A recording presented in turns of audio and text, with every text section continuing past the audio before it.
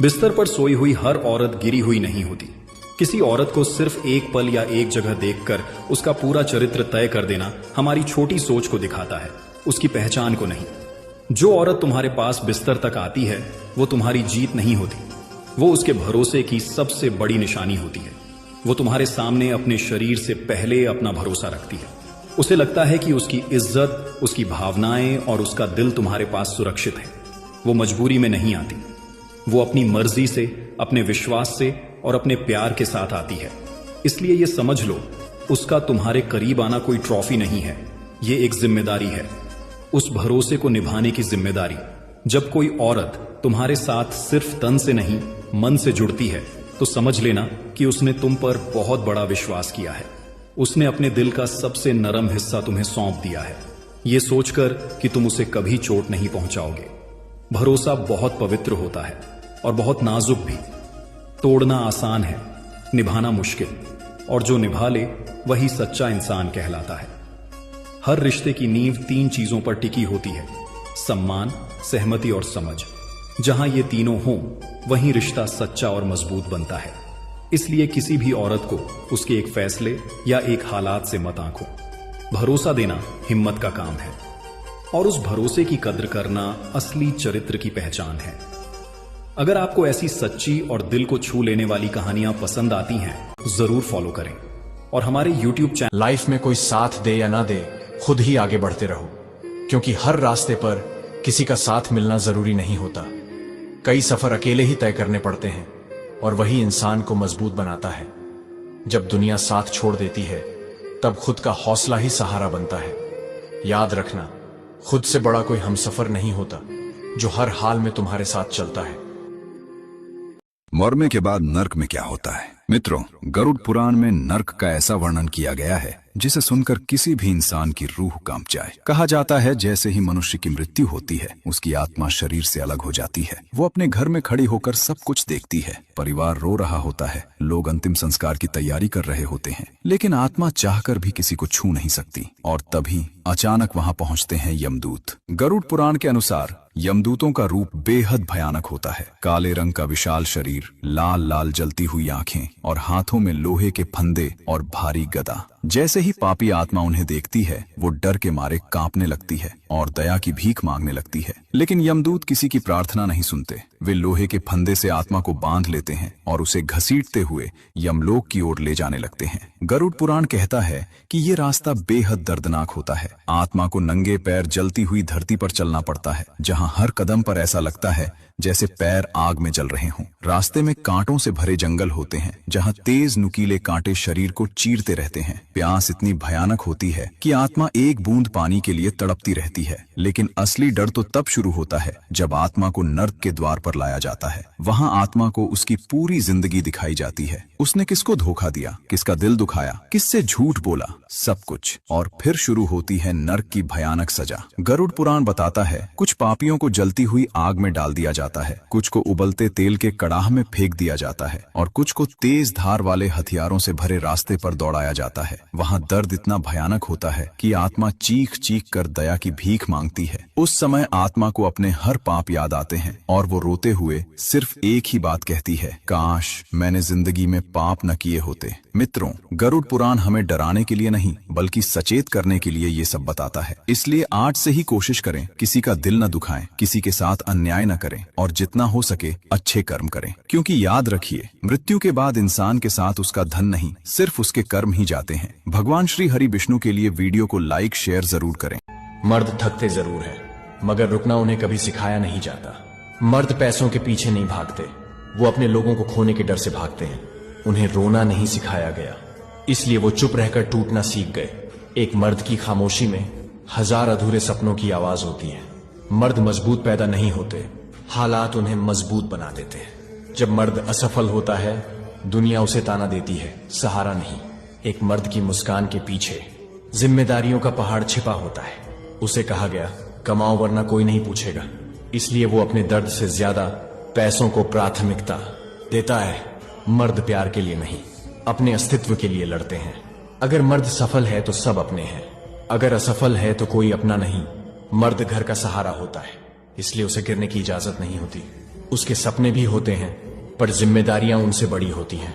मर्द हार से नहीं डरते, पर बेकार कहलाने से डरते हैं। उसे कहा गया मर्द बनो, पर किसी ने ये नहीं बताया कि दर्द कहां रखे। क्या सच में एक ऐसा व्रत है जो जीवन के सबसे बड़े पापों को भी मिटा सकता है? पुराणों में एक ऐसी एकादशी का वर्णन मिलता है जिसे पापों को नष्ट करने वाली एकादशी कहा गया है। इसे पाप मोचानी एकादशी कहा जाता है। चलिए जानते हैं इस एकादशी व्रत की कथा और महत्व। बहुत प्राचीन समय की बात है। एक घने और पवित्र वन में महान तपस्वी मेधावी ऋषि कठोर तपस्या कर रहे थे। वे भगवान की भक्ति में इतने लीन थे कि वर्षों से ध्यान में बैठे हुए थे। उसी वन में एक अत्यंत सुंदर अप्सरा रहती थी जिसका नाम था मंजू घोषा। एक दिन उसने आर्षि को तपस्या करते देखा और उनकी तपस्या भंग करने का विचार किया। वह वीणा लेकर मधुर संगीत गाने लगी। उसकी मधुर आवाज और अद्भुत सुंदरता के कारण आर्षि मेधावी का ध्यान भंग हो गया। धीरे धीरे आर्षि उसके प्रेम में पड़ गए। कहा जाता है कि दोनों कई वर्षों तक साथ रहे, लेकिन एक दिन अचानक आर्षि को एहसास हुआ कि उनकी वर्षों की तपस्या नष्ट हो चुकी है। यह सोचकर वे बहुत क्रोधित हो गए। क्रोध में आकर उन्होंने अप्सरा को श्राप दे दिया, तुम पिशाचिनी बन जाओ। श्राप मिलते ही मंजू घोषा रोने लगी और आर्षि के चरणों में गिरकर बोली, हे ऋषि, मुझसे भूल हो गई, कृपया मुझे इस श्राप से मुक्त होने का उपाय बताइए। आर्षि का क्रोध धीरे धीरे शांत हुआ। उन्होंने कहा, चैत्र मास के कृष्ण पक्ष की पाप मोचनी एकादशी का व्रत करो। उस व्रत के प्रभाव से तुम्हें इस श्राप से मुक्ति मिल जाएगी। मंजू घोषा ने पूरी श्रद्धा से पाप मोचनी एकादशी का व्रत किया और उसी व्रत के प्रभाव से वह श्राप से मुक्त हो गई और फिर से अपने दिव्य स्वरूप में लौट आई। इसीलिए कहा जाता है पाप मोचनी एकादशी का व्रत जीवन के बड़े से बड़े पापों को भी नष्ट करने की शक्ति रखता है। सभी लोग कमेंट में लिखिए, ओम नमो भगवते वासुदेवाय नमः। एक आदमी ने कहा, जब मेरी शादी हुई थी तब मेरी बीवी मुझे दुनिया की सबसे खूबसूरत औरत लगती थी, लेकिन जैसे जैसे समय बीतता गया मुझे दुनिया की बाकी औरतें अच्छी लगने लगी और मेरी बीवी अच्छी नहीं लगती।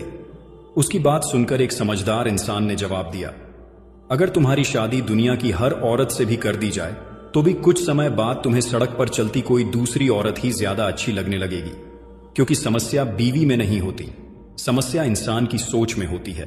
जब इंसान का मन लालच और हवस से भर जाता है तो उसे कोई भी रिश्ता सुकून नहीं दे पाता। याद रखो, बीवी बदसूरत नहीं होती, आदमी की नजर और सोच गंदी हो जाती है। अगर आपको यह बात सही लगी हो तो वीडियो को लाइक और शेयर जरूर करें और ऐसे ही दिल को छू लेने वाली कहानियां और सीख भरी बातें सुनने के लिए हमारे साथ जुड़िए और हमारे परिवार का हिस्सा बनिए। धन्यवाद। रात को जब पति सो जाता है तो कुछ शादीशुदा औरतों के फोन में कौन सा नाम चमकता है। यह सच अगर बाहर आ जाए ना तो कई घरों की नींद उड़ जाए। आज जो बात बताने जा रही हूं ना, ये वो कड़वा सच है जो 99% मर्द जानना तक नहीं चाहते। सवाल सिर्फ एक है, शादीशुदा औरत बाहर मर्द से चक्कर क्यों चलाती है? प्यार, भावनाएं या कुछ और? क्योंकि आज जो बोलने जा रही हूं वो घर घर की सच्चाई है, बस कोई मुंह नहीं खोलता। शुरू करते हैं। बिना चाशनी, बिना झूठ, बिल्कुल कच्चा सच। घर में इज्जत नहीं, बाहर इज्जत मिल रही है। पति सुबह से शाम तक बस ऑर्डर देता है, चाय ला, रोटी गर्म कर, बच्चे संभाल। औरत को लगता है वो बस एक नौकरानी है। बाहर कोई एक मैसेज कर दे, तुम आज बहुत खूबसूरत लग रही हो जान, बस हो गया, दिल पिघल गया। इज्जत की भूखी औरत 2 घूंट में चढ़ जाती है। बिस्तर पर पति ने तौबा कर ली है। पति या तो 2 मिनट का खिलाड़ी है या रील्स में खोया रहता है। बाहर वाला बस कान में 2 गंदी बातें बोले, एक टच करे, औरत को लगता है अरे वाह, ये तो असली मर्द है। ज्यादातर अफेयर यहीं से शुरू होते हैं, बाकी सब बाद में कहानी गढ़ी जाती है। व्हाट्सएप का हाय जानू वाला जादू, पुराना क्लासमेट, ऑफिस का जूनियर या जिम ट्रेनर। पहले हाय लंबा टाइम, फिर रोज गुड मॉर्निंग, फिर वॉइस नोट, फिर वीडियो कॉल और धीरे धीरे होटल तक बात पहुंच जाती है। औरत को लगता है वो फिर से 20 साल की हो गई है। बस फिर एक दिन पकड़ी जाती है, बदले का खेल। अगर पति का भी किसी के साथ चक्कर चल रहा हो तो औरत को देर सवेर पता चल ही जाता है।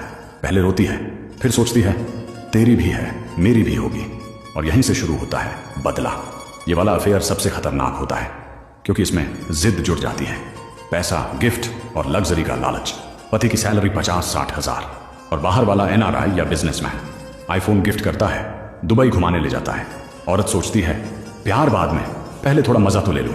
और अब नया जमाना, अब औरतें खुद टिंडर, बम्बल और ग्लीडन पर प्रोफाइल बनाती हैं। बायो में लिखा होता है happily married but looking for something missing, मतलब खुद ढूंढ रही हैं, बहकाने की जरूरत ही नहीं।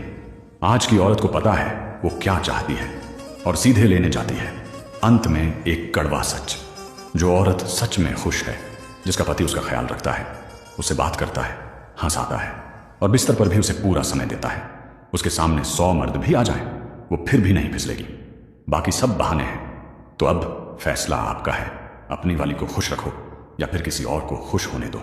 अगर आपको ऐसी ही सच्ची और दिल को छू जाने वाली कहानियां सुनना पसंद है तो हमारे फेसबुक पेज जरूर फॉलो कीजिए, जहां आपको जिंदगी की सच्चाइयों से जुड़ी नई कहानियां रोज मिलेंगी। और हमारे YouTube चैनल को सब्सक्राइब जरूर करें। आपका एक लाइक, एक शेयर हमारी मेहनत को लाखों लोगों तक पहुंचा सकता है। अगर वीडियो ने दिल को छुआ हो तो इसे ज्यादा से ज्यादा शेयर करें और हमें सपोर्ट जरूर करें।